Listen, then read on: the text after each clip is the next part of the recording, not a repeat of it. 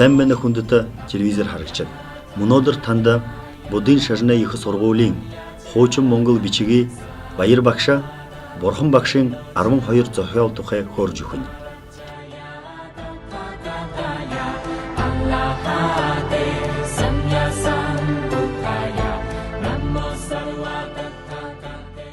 Нэмэтче зохиол бол боди модны дэргэдэ саларханин.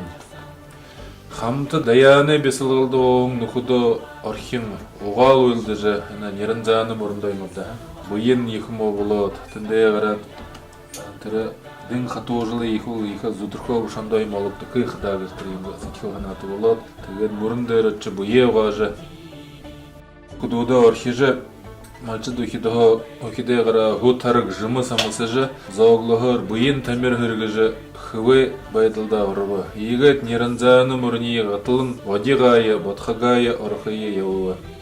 Доржыден ғыжы ғазыр құрыжы бади модайы ғұруынды херген ғыралы тірені дары ғуша ғывындері ғуытыл захиажы, ашырты білілер ғужы. Алдықы біркі бұрқынай құтық, оның мұрыйы алау ғыды, ині ориға бадықы ғыбыры қату зәріліға шайды ба. Ині қату зәріліға шайды ғын болуылан нәйімі де хейкі да хиал болна.